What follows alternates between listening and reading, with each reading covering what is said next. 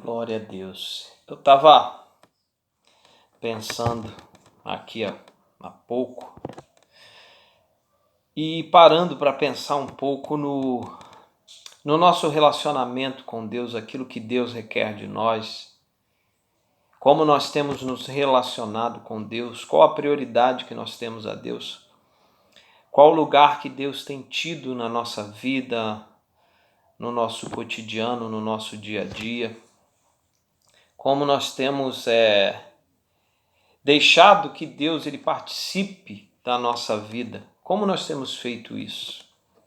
Deus realmente ele tem o primeiro lugar na minha vida, na sua vida.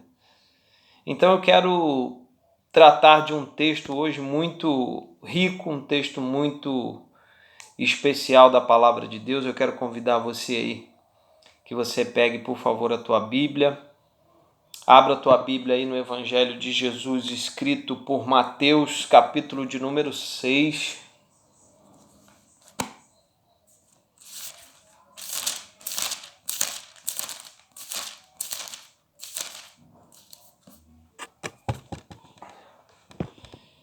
Evangelho de Mateus, capítulo de número 6.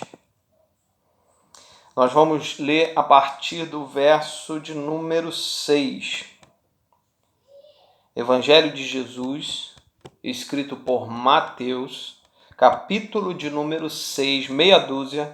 Nós vamos começar a nossa leitura a partir do verso 6. Amém?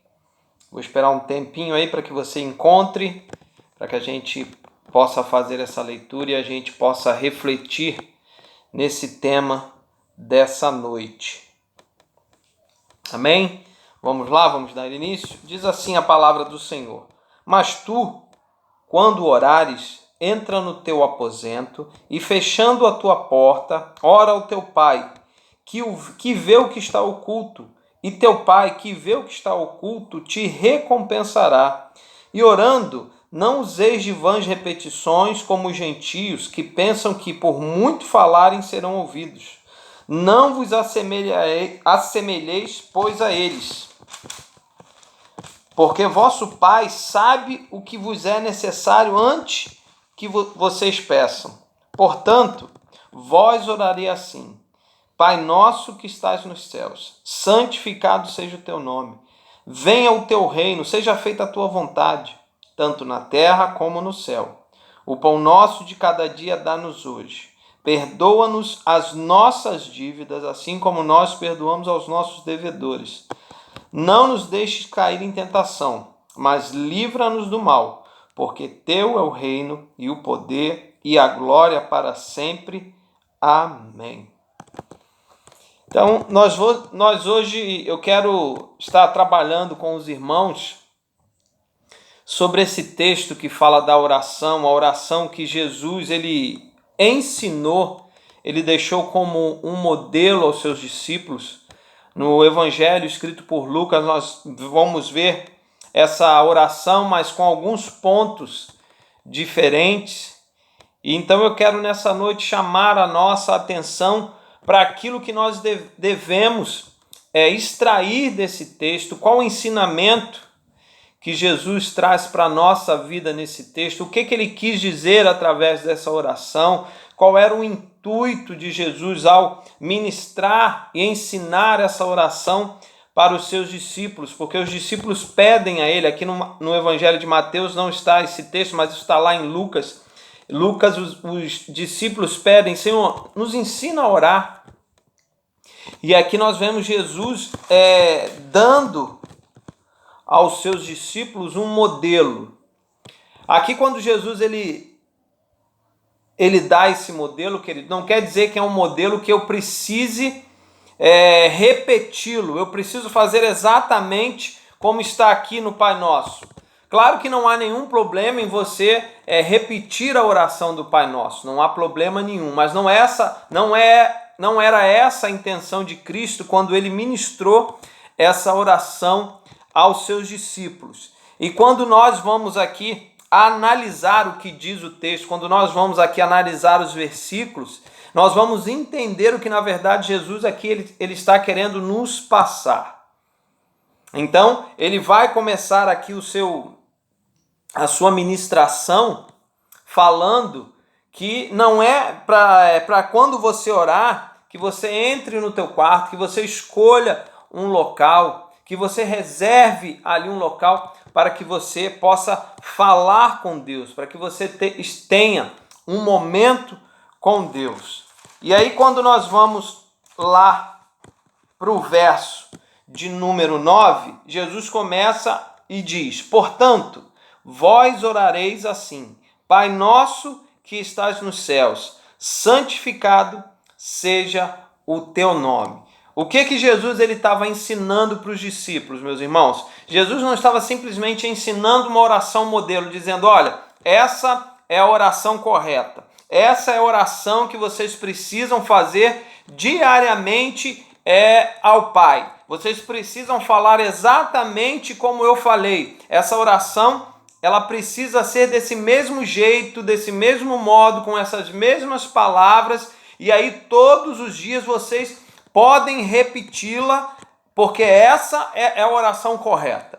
Era esse o intuito de Jesus, era esse o propósito, era isso que ele queria, era isso que ele estava deixando para os discípulos e deixando para nós, que nós tivéssemos essa oração, e essa oração precisaria ser repetida todos os dias quando nós fôssemos orar a Deus? Não. Jesus apenas ele dá um modelo, ele dá uma direção para os discípulos, ele dá apenas um modelo e uma direção para nós de como nós devemos entrar na presença de Deus, de como nós precisamos falar com Deus, de como precisa ser a nossa reverência, a nossa postura diante de Deus. Então o que Jesus está querendo ensinar é isso, e não simplesmente dar uma oração para que essa oração que ele diz aqui fosse repetida da mesma maneira. Volto a repetir, não há problema nenhum se você ora o Pai Nosso todos os dias, não há problema nenhum. Mas não era essa a intenção de Cristo, te dar um modelo para que você repetisse em todo o tempo. O que Jesus está querendo passar para os seus discípulos aqui é a forma de me dirigir ao Pai, como eu devo me dirigir ao Pai, o que é necessário que haja dentro da nossa oração para que o Pai possa receber a nossa oração e o seu coração possa se alegrar com a nossa oração. Jesus está apenas dando um modelo e não significa dizer que eu preciso repetir o que está aqui. E interessante, quando ele começa a sua oração, ele diz: portanto, vós orareis assim: Pai nosso que estás no céu, santificado seja o vosso nome. Primeiro ponto que a gente entende aqui no versículo 9, que Jesus já começa aqui quebrando um paradigma. Jesus já começa aqui mudando a coisa. Por quê? Porque naquele tempo ninguém se dirigia a Deus dessa maneira. As pessoas, os sacerdotes, os levitas, os fariseus, o povo judeu em geral, o povo que era o povo de Deus, eles não se dirigiam a Deus chamando Deus de Pai. Eles só se dirigiam a Deus chamando Deus de Senhor, de Todo-Poderoso, de Grande Eu Sou, Deus forte, Deus corajoso, mas nunca, em nenhum momento, aquele povo se dirigia a Deus chamando Deus de Pai, ou seja, entrando na presença de Deus com tal intimidade.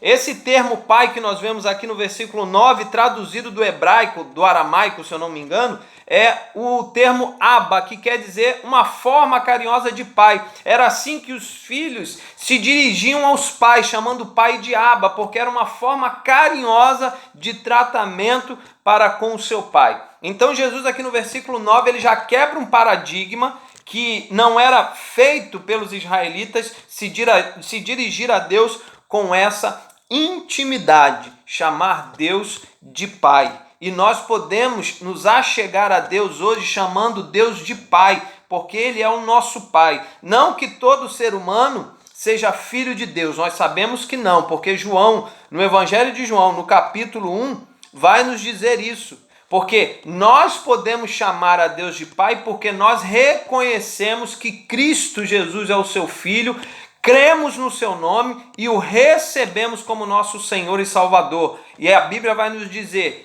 que, tendo feito isso, Deus nos aceitou como filhos, ou seja, nós somos co-herdeiros com Cristo. Deus nos adotou em Cristo Jesus e aí sim, nós fomos feitos filhos por adoção. Então Jesus ele quebra esse paradigma e ele diz, você precisa chegar diante de Deus com intimidade. Você precisa chegar diante de Deus dizendo, Pai, de uma forma carinhosa, de uma forma amorosa. É a primeira coisa que Jesus vai orientar os discípulos aqui nessa oração. E ele continua dizendo, santificado seja o teu nome. Então, primeiro eu entro na presença de Deus como alguém que é íntimo de Deus, como filho amado, filho que foi restaurado, que foi lavado e purificado pelo sangue de Cristo derramado na cruz, em meu favor, em nosso favor. Então eu, portanto, eu posso me achegar a Deus com intimidade, chamando de Pai, porque Ele é o meu Pai. E aí Jesus continua, e quando você chamar Deus de Pai, diga, santificado seja o seu nome, ou seja, reconhecendo que Deus é santo. Mesmo que eu chegue diante dele chamando ele de Pai com intimidade, eu preciso também reconhecer que ele é santo, que ele é poderoso, que ele é grande, que ele é tremendo, e eu preciso declarar, Senhor, santificado seja o teu nome, ou seja, eu preciso santificar a Deus, eu preciso glorificar a Deus com a minha vida aqui. Deus precisa ser exaltado através da minha vida porque ele é santo. A Bíblia diz lá em Isaías, no capítulo 6, que Isaías, quando ele adentrou ali ao templo, ele viu a glória de Deus e os serafins que dia e noite clamavam, santo, santo, santo é o Senhor. Então, Deus é santo e o seu nome precisa ser santificado na nossa vida, porque ele é o Senhor, porque ele é tremendo, ele é justo, ele é santo, ele é reto, ele é fiel.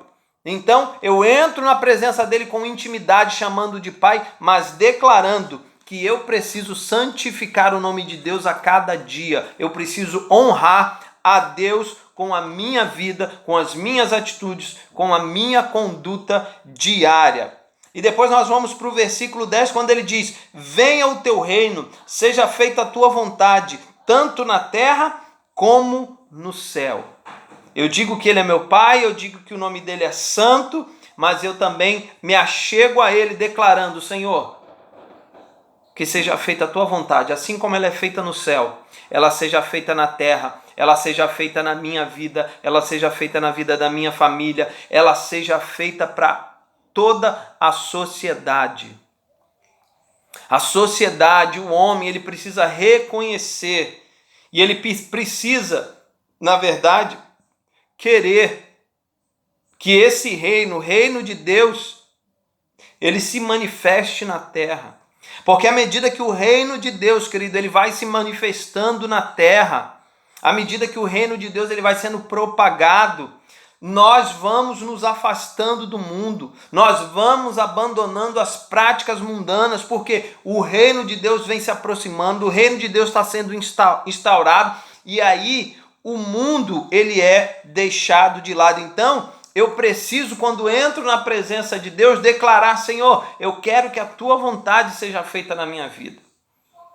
Ainda que isso não venha me agradar, ainda que a vontade de Deus não seja aquilo que eu quero, ainda que a vontade de Deus não seja me dar aquilo que eu esteja pedindo, mas a Bíblia também diz em Isaías, porque os meus pensamentos são mais altos que os vossos pensamentos, e os meus caminhos mais altos que os vossos caminhos. Deus está além, e Ele tem sempre o melhor, porque a vontade de Deus ela é boa, perfeita e agradável. Talvez num determinado momento eu não entenda a vontade dele, talvez eu não aceite, mas chegará o tempo que eu vou entender, que eu vou ter a compreensão e a maturidade de entender que aquilo que eu vinha pedindo realmente não era aquilo que Deus tinha para mim. E aí Jesus continua e no versículo 11 ele diz, o pão nosso de cada dia nos dai hoje. Suprimento, aquilo que é necessário para a nossa sobrevivência, o nosso alimento diário, o nosso alimento físico, para que possamos estar de pé. Um ponto interessante é que Jesus não começa a sua oração, o seu ensino, dizendo para os discípulos que primeiro eles precisam ir a Deus e rogar a Deus em petição que os sustente, que os alimente. Não. Primeiro, Jesus orienta para que eles possam se achegar a Deus com intimidade, chamando Deus de Pai, dizendo que Deus, reverenciando a sua santidade. Em segundo, declarando que o reino de Deus venha sobre a vida deles, que o reino de Deus seja o centro, que o reino de Deus se cumpra na vida de cada um deles. E aí sim, depois de tudo isso, Jesus vem e ensina que eles devem pedir aquilo que é necessário para a sobrevivência deles, ou seja, o sustento, o alimento, que Deus possa dar a cada um de nós saúde, entendimento, para que possamos trabalhar e com o suor do nosso rosto conquistarmos aquilo que temos dentro do nosso coração, as nossas conquistas, as nossas vitórias pessoais, aquilo que nós desejamos.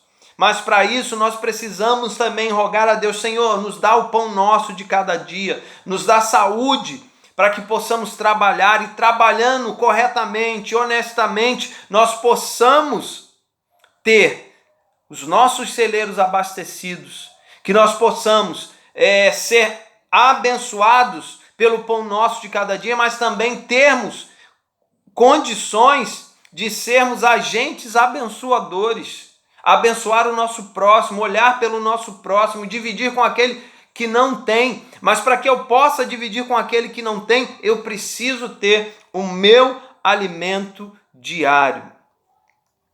E aí nós vamos para o versículo 12, onde Jesus diz: perdoa-nos as nossas dívidas, assim como nós perdoamos aos nossos devedores. Não é somente, Jesus aqui não está somente falando com eles sobre perdoar a quem lhe ofendeu. Jesus está indo um pouco mais além. Jesus está dizendo aqui: não adianta vocês se dirigirem ao Pai e pedirem perdão pelas suas ofensas e pelos seus pecados, mas quando vocês não conseguem perdoar o seu próximo. Vocês todos os dias, nós todos os dias, às vezes temos nos dirigido a Deus: Senhor, perdoa o meu pecado, perdoa a minha falha, mas nós não temos a coragem ou a ousadia e a fé e força para perdoar talvez quem tenha nos ofendido. E talvez isso está durando tanto tempo e nós não conseguimos liberar perdão para essa pessoa. E isso também Jesus está nos ensinando o quê? Que nós precisamos realmente confessar os nossos pecados para que saremos, para que haja paz no nosso coração. O apóstolo Tiago, na sua carta, vai tratar sobre esse assunto. Ele vai dizer: confessai os vossos pecados a Deus para que sareis. E se for necessário, se você tem um amigo fiel, um confidente, confesse também a ele, para que isso traga cura para a tua alma. Deus vai te perdoar, mas talvez você não consiga se perdoar. E aí o apóstolo Tiago vai falar para que você possa confessar com alguém, confessar o seu pecado e pedir ajuda a essa pessoa para que esteja orando por você, orando com você, para que isso te traga paz, para que isso te traga cura interior. Então, aqui Jesus está nos ensinando que é necessário nós confessarmos os nossos pecados. E aí, queridos, quando nós confessamos, quando eu falo aqui de confessar pecados, a gente precisa entender algo muito importante. Não é simplesmente quando eu chego, digamos à noite, na hora que eu vou dormir, eu vou orar, ou de manhã, não sei como você faz. Mas não é simplesmente: Senhor, perdoa os meus pecados, e eu me deito e amém. Não, querido, confessar pecados é você dar nome aos pecados. Confessar pecados é você identificar pecados. Confessar pecados é você se direcionar ao teu Pai, abrir o teu coração para o teu Pai e dizer: Senhor, eu pequei hoje, eu fiz isso e isso e isso e isso, por isso e por isso e por isso. Identifica os pecados. Fala para Deus tudo exatamente como você fez e não simplesmente, Senhor, perdoa os meus pecados e ponto. Não, queridos, não. Jesus aqui está dizendo que nós precisamos confessar os nossos pecados e dar nome aos nossos pecados. É necessário uma confissão completa daquilo que eu estou errando, daquilo que está me afligido, daquilo que eu não tenho conseguido vencer. E aí eu abro meu coração ao Pai e peço, Senhor, eu estou fazendo isso, eu fiz isso. E confessa para o teu Pai. Teu Pai sabe tudo que você fez, mas Ele quer que você confesse. Ele quer ouvir de você. Assim como lá no Éden, em Gênesis 3, quando Deus está passeando pelo jardim, e ele pergunta para Adão, Adão, onde é que você está? E Adão vai dizer, Senhor, eu ouvi a tua voz pelo jardim, temi e me escondi, porque eu estou nu. Deus não sabia onde Adão estava? Deus não sabia que Adão estava nu? Deus não sabia que Adão havia pecado? É claro que sabia, mas Deus queria que Adão fizesse confissão da sua culpa. E foi isso que Adão fez. Senhor, eu me escondi, eu temi, eu estava nu. Por isso, eu não queria estar na tua presença, eu me envergonhei. Eu sinto vergonha de que o Senhor me veja assim, porque o pecado havia entrado na humanidade naquele momento. Mas Adão faz confissão do seu pecado. Deus sabia exatamente o que aconteceu.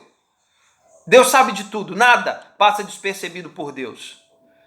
Não pense você que talvez você esteja cometendo algo de errado, nós estejamos cometendo algo de errado que Deus não vai saber. Deus sabe tudo, querido. Então confesse exatamente como foi.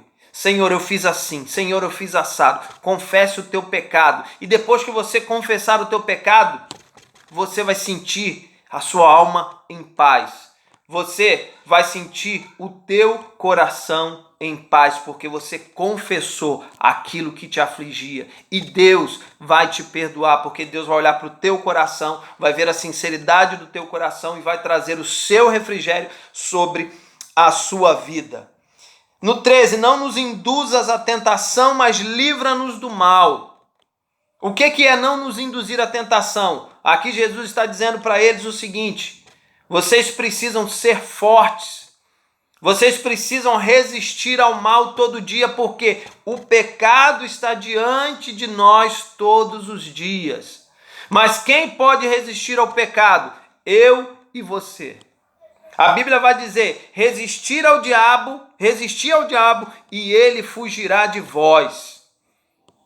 A Bíblia não está dizendo, enfrenta o pecado porque você é crente, você é santo, você é lavado e remido. Não, a Bíblia diz, resista. Porque quando você resiste, quando você não aceita, quando você não se dobra diante daquilo que Satanás tem tentado colocar diante de você, ele vai fugir de você, porque ele entende que não vai adiantar ficar te rodeando, porque você não vai ceder. Então resista ao mal, resista. Nós precisamos, querido, sabe o quê? Vencer o pecado todos os dias, vencer o pecado em todo o tempo. Talvez a gente acorde pela manhã e fale assim, Senhor, nos ajuda a vencer esse mundo, nos ajuda a batalhar e a ter as conquistas. Queridos, não há nada de errado de sair para trabalhar e conquistar aquilo que é o seu objetivo, sua faculdade, seu carro, sua casa de praia, sua fazenda. Não há nada de errado nisso. Sabe quando nós erramos? Quando nós saímos de casa e não falamos assim, Senhor, nos ajuda a vencer o mal. Nos ajuda a vencer o pecado que está lá fora nos esperando. Nos ajuda a resistir a ele. Comece a fazer assim, Senhor, me ajuda a resistir o mal, me ajuda a vencer o pecado que está lá fora na porta. Davi certa vez declarou, Senhor, todos os dias o meu pecado ele está diante de mim. Queridos, o nosso pecado ele está todo dia diante de nós. Então, vamos vencer o pecado, vamos vencer o mal. E aí ele continua dizendo, porque teu é o reino e o poder e a glória para todos sempre. Aqui ele diz, vocês precisam depois de tudo declarar que o poder é do Senhor, que a glória é dele, que a honra é dele, que o louvor é dele, que tudo pertence a ele. Nós não temos nada, nós não somos nada, mas ele é tudo. Ele é o Senhor, ele é o grande eu sou, ele é o El Shaddai, ele é o Adonai, ele é tudo.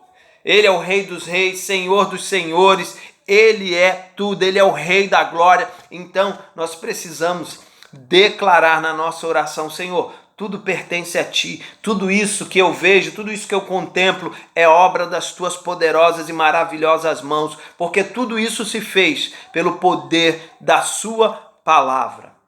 E aí, queridos, eu quero encerrar e a gente volta um pouquinho lá no início do versículo, lá no início do capítulo, no versículo 6, que foi o versículo que a gente iniciou a nossa leitura.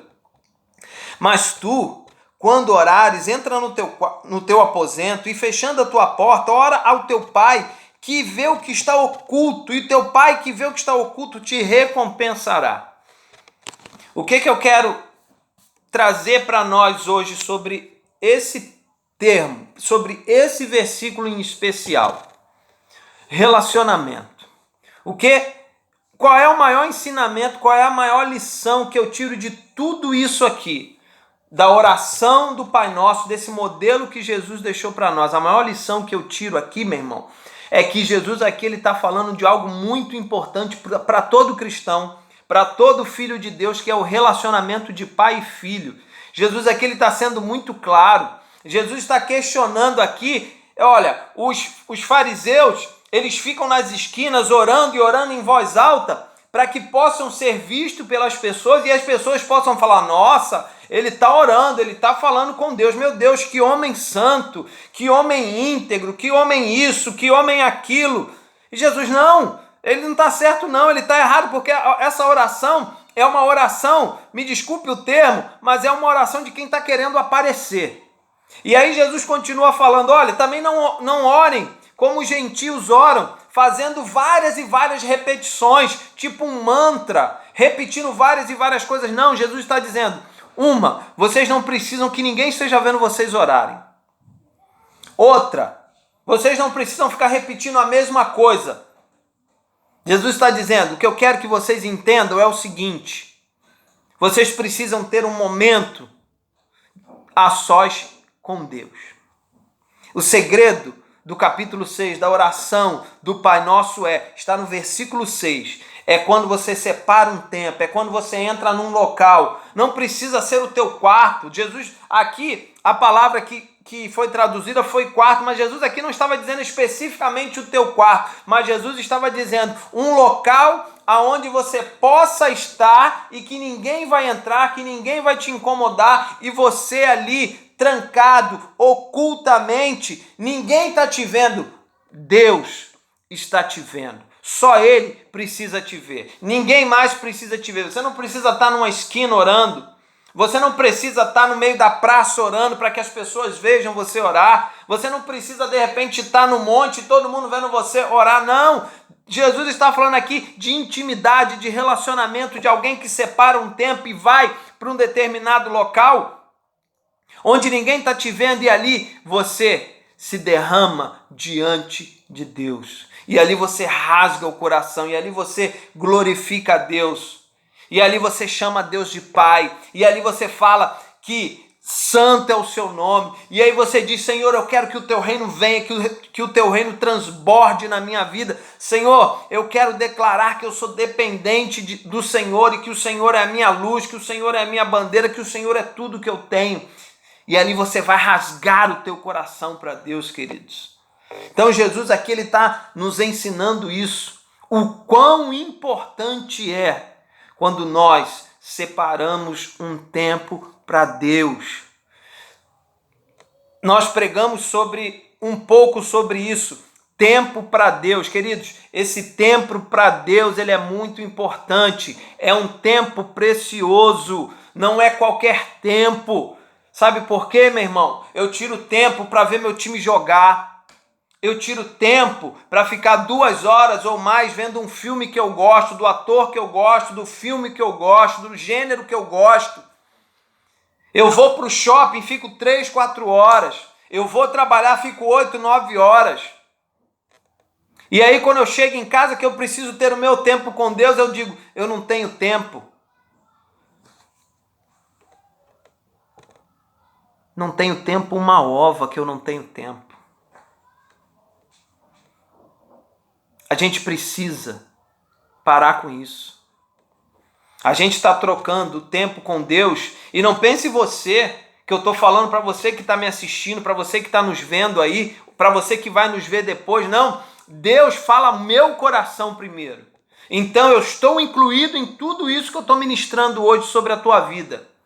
Nós, eu estou dizendo nós, eu não estou dizendo você, eu estou dizendo nós, precisamos ter um tempo para Deus, a começar em mim. Eu preciso ter um tempo com Deus, um tempo precioso, um tempo rico, um tempo maravilhoso para desfrutar da presença dEle. Nós não fazemos culto. Você faz culto doméstico, você reúne a sua esposa, seu filho, e aí vocês fazem um culto doméstico. Ou às vezes você reúne uma família, né? E você faz um culto doméstico. Faça o seu culto doméstico particular. Mas como é que eu faço isso, pastor? É simples. Pega a tua Bíblia.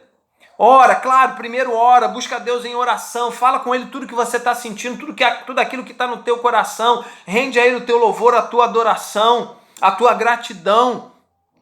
E aí depois você apresenta diante de Deus as suas petições, e você canta um hino, você canta um louvor, 2, 3, eu não sei, isso é com você.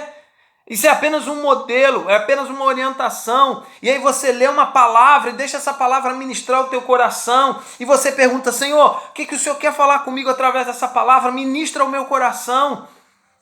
E aí quando nós começarmos, queridos, a ter a prática, a disciplina de fazer isso todos os dias, isso é todos os dias, isso não é hoje. Isso não é daqui a uma semana. Eu vou fazer uma vez por semana. Não, querido, o relacionamento ele precisa ser diário. Ele precisa ser diário. Eu vou falar uma coisa para você. Não é algo em torno de 15, 20 minutos, não. Mas tira um tempo precioso para Deus.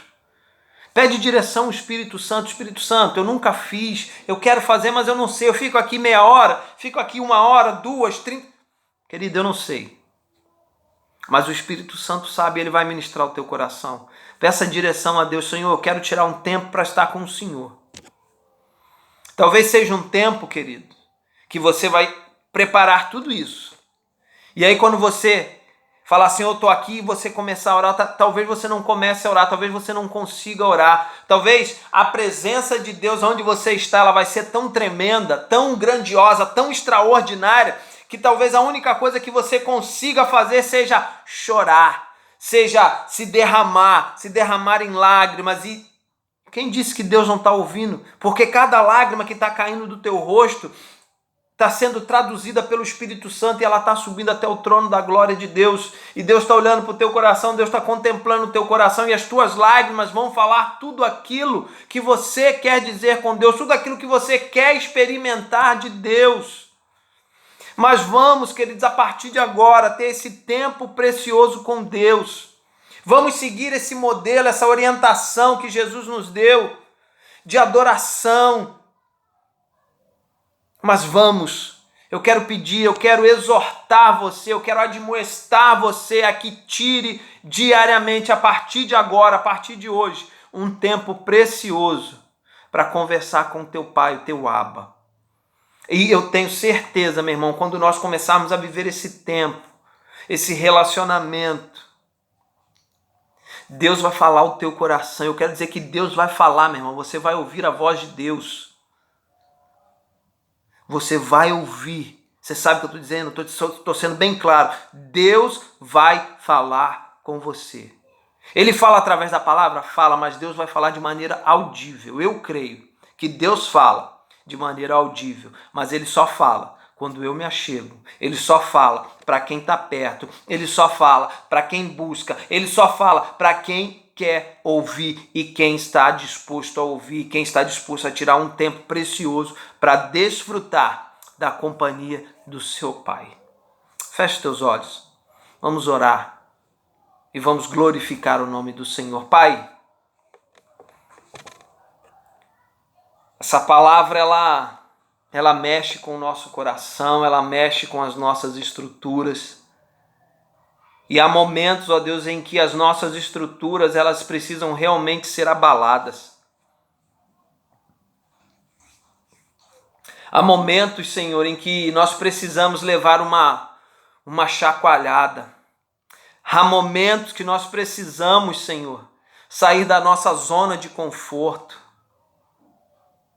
sair da calmaria. Tem momentos que a gente precisa estar assim como os discípulos naquele barco, quando eles estavam indo para Gadara, e que sobreveio grande tempestade para que eles pudessem despertar, para que eles pudessem estar vivos, atentos, e correr para o Senhor, e suplicar ao Senhor. Há momentos, Deus, que é necessário o puxão de orelha da tua parte sobre a nossa vida. Mas eu te glorifico, Senhor, eu te exalto, porque o Senhor só faz isso com quem o Senhor ama. O Pai, ele só corrige a quem ele ama.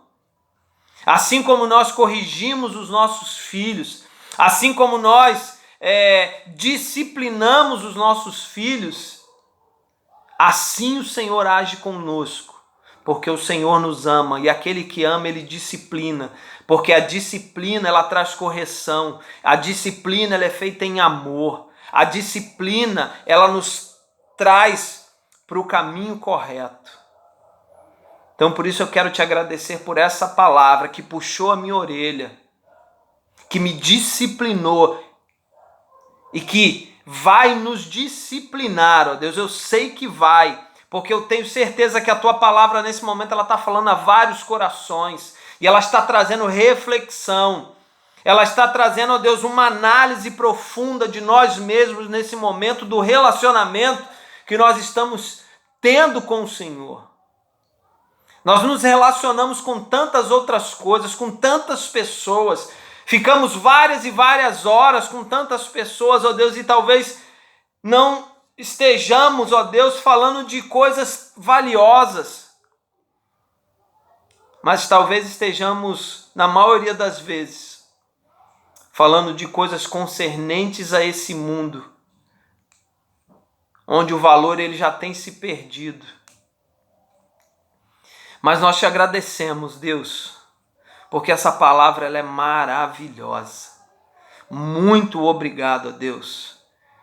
E eu profetizo, Senhor, que essa palavra ela alcançará muitos corações.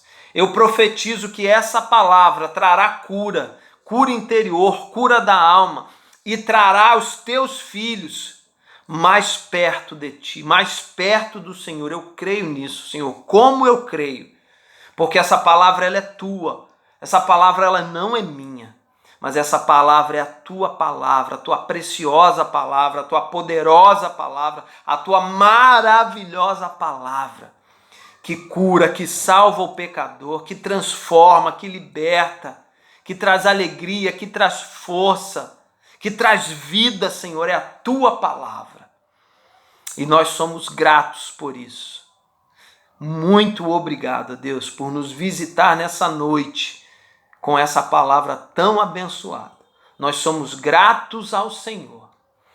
E que a superabundante graça redentora e salvadora do nosso Senhor Jesus Cristo, o amor de Deus, o nosso Pai, o nosso Abba, nosso Paizinho, que as consolações, que a comunhão, que a unção, que o poder do Espírito Santo de Deus venha e repouse sobre cada um de nós, sobre todo o Israel de Deus espalhado pela face da terra, não somente hoje, mas para todo e todo sempre, e todo aquele que crê aonde estiver, diga amém.